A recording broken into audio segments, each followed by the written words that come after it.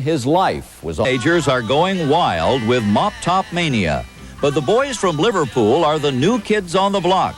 And John, Paul, George, and Ringo have got a case of the butterflies. I remember flying over New York, and it felt like there was a huge octopus dragging me down. It was so exciting. Let's open a time capsule and take just a moment to put that day into perspective.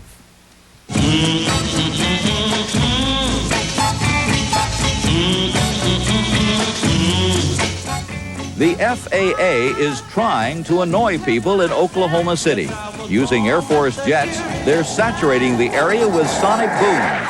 All this to see if people will tolerate the noisy supersonic passenger jets that can fly coast to coast in under 2 hours. Well, I used to have these terrible headaches right here at the temple, and then I heard about Cheerios and... No, Cheerios are not a headache remedy. I'm sorry. I thought you were from a different company. Enjoy the head-up taste of a Valentine beer. In Innsbruck, Austria, the Winter Olympics are in their 10th day. Canada picks up today's only gold in the four-man bobsled. The U.S. has its first and last gold in the men's 500-meter speed skate. But nobody can catch the Soviets, who dominate and go on to win 11 gold medals. Some impressions of February 7th, 1964. But on that day, there's really only one event that's commanding our attention. The arrival of 4 British boys at Kennedy Airport. They used to be known as Johnny and the Moondogs, the Quarrymen, and the Silver Beatles. They've been causing quite a stir in the mother country. Now they're here, and things will never be the same.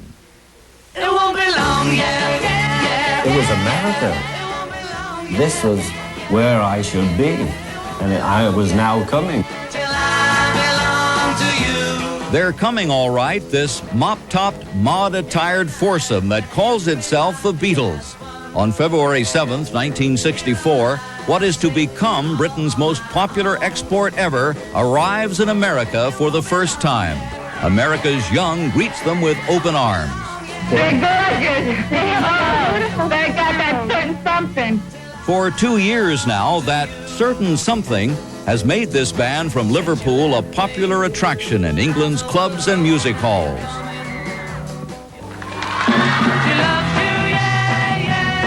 I may be a little square. I don't know what Beatles means. It just means us.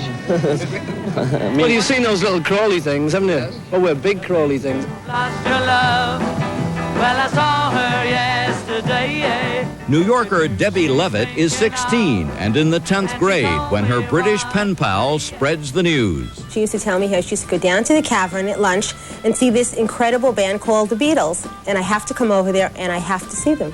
Love, love me do. You know I love you. I'll always be true. So please.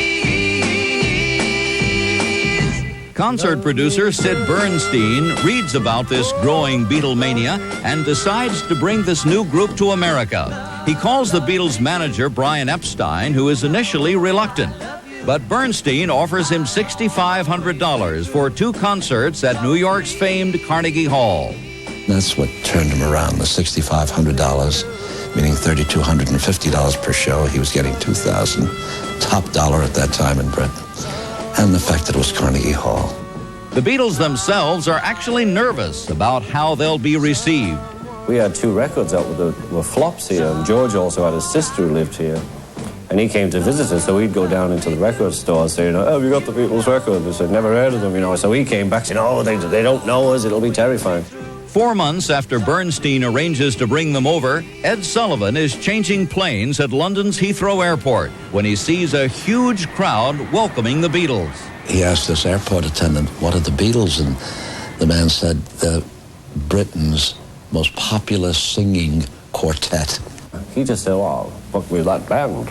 And he did. Which sort of insured my bet somewhat, because appearing on the Ed Sullivan Show at that time was tantamount to becoming a star, especially if you did 2 weeks in a row. He later added a 3rd week.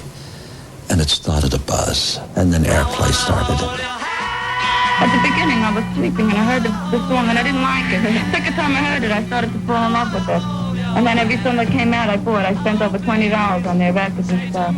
The album, Meet the Beatles, becomes the fastest-selling LP in American recording history. And then on February 7th, 1964, the Beatles arrived.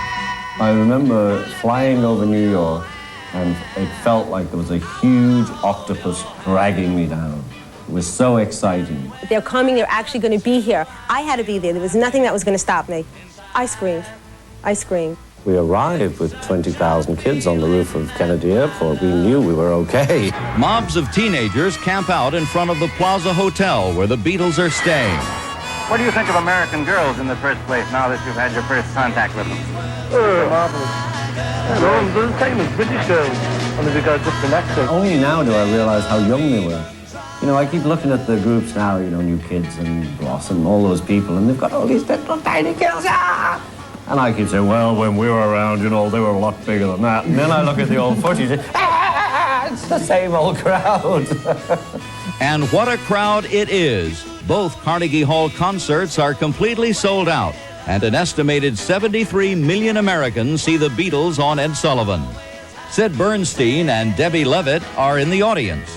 You couldn't hear the music over the screams, but just being there. You were part of history, just being there. I could go back and live that in my mind a million times over. That's something I'm never going to forget. And neither will Beatle fans, because with that one visit, Beatlemania comes to America. We needed something like that to happen. We just lost a young man as president 2-3 months prior to their arrival. And we were still in a state of mourning and shock. And here were 4 young men who brought smiles and sort of good news and good music.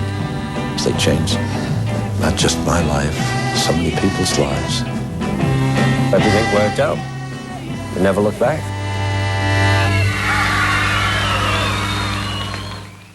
Ringo Starr is currently touring with his new band called Ringo Starr and his All-Star Band.